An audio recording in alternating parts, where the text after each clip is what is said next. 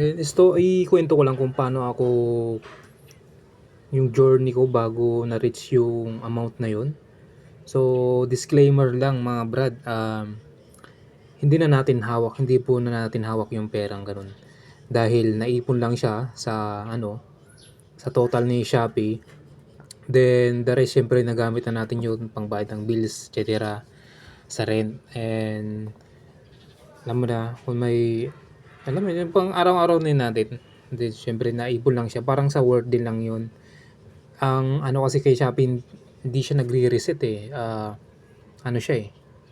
Mga yung ano yung kinita mo ngayon hanggang till now. So ipapakita ko yung ating kinita sa Shopee affiliate. Click natin tong Shopee natin. Yan, so punta tayo sa Me. Wait lang. Click na natin.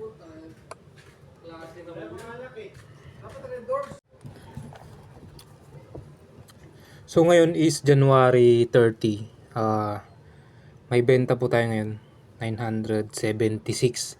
Pero disclaimer lang mga brad, hindi po lagi tayo may benta. Kahapon 0. Then nung next 0 ulit. So hindi siya everyday. Pero malaking tulong na rin tong 976. Ngayon papakita ko ngayon sa ating account yung ating kinita. Ayan o. So hide lang natin yung iba. Kung titignan nyo, grabe, 126,665 pesos. Pero sa isang taon po yan mga brad, hindi siya monthly. Okay sana kung monthly, no? Yan, kinikita natin. Pero in 1 year eh. Kaya parang pag sa work mo, parang ganun din lang, di ba? Naipon siya. Para siyang payslip. Nakikita mo dyan. Pero parang inspire mo na rin dahil may naipon kang ganyan sa ganyan. Pero hindi ko siya hawak. Siyempre nagagamit na natin. Siyempre labas-pasok naman yung pera, pamuhunan, paikot-ikot lang. Then ayun, nagbubunga naman kahit konti. Yun, sa pagbayad ng bills, siyempre padala natin.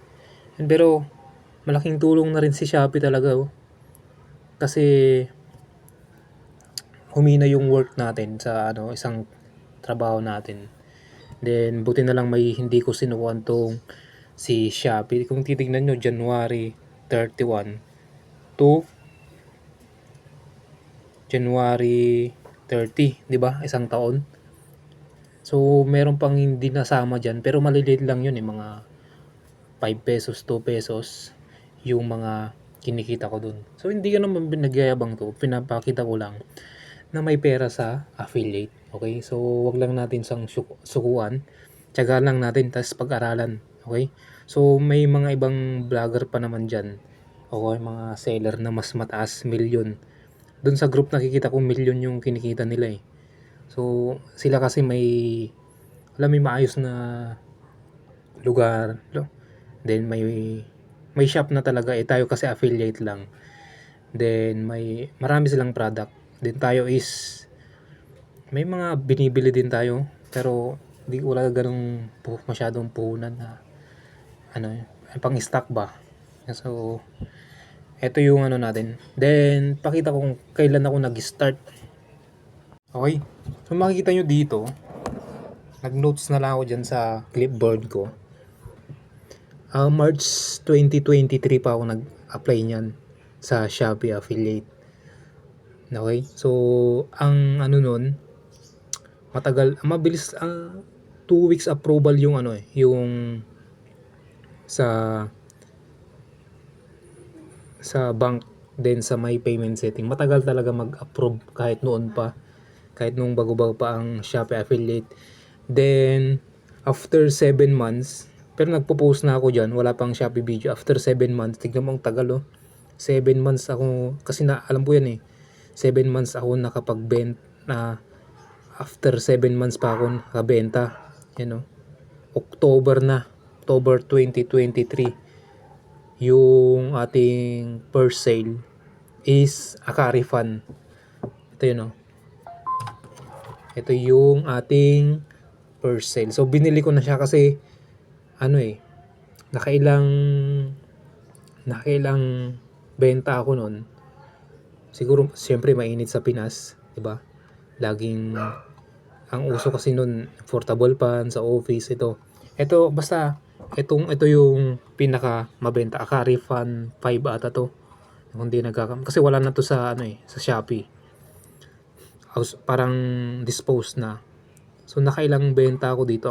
Parang commission ko ato dito 23 pesos sa isa. Ito. So ginawa ko, binili ko na to. Then ginawa ko ng ilang paulit-ulit na video basta hindi siya hindi siya magkakaparehas pero paulit-ulit lang, ganyan na side, ganyan, basta pinulit-ulit ko lang. Tapos parang naka-10 video ata ako dito sa Akari Fan na to. Then ayun, nagbunga naman pero di pa siya ganun kalaki kasi minsan sa isang linggo ang benta ko lang parang nakaka 200 pesos ako lang in 1 week. 200 pesos commission. Pero masaya na ako dun kasi pang bayad na ng bills yun Paka tubig, kuryente ko. So kung 200 in 1 month, 800 na. 'Di ba? Not bad sa pagpo-promote ng ganitong product kay Shopee. Then ayun lang. So tiyagaan lang natin, pag-aralan. So wag tayong mainip pag nag-affiliate tayo o kaya sa ibang bagay o kaya kasi hindi lang naman ako sa Shopee nag-affiliate. Pwede sa TikTok rin, mas nauna yung TikTok. Pero malit lang. Dito lang ako sa Shopee kumita ng ganun. Sa TikTok kasi mas mababa pa doon, 20. Basta mababa. Then kasi pag sikat ka doon sa TikTok, yun, may chance na lumaki yung sales mo.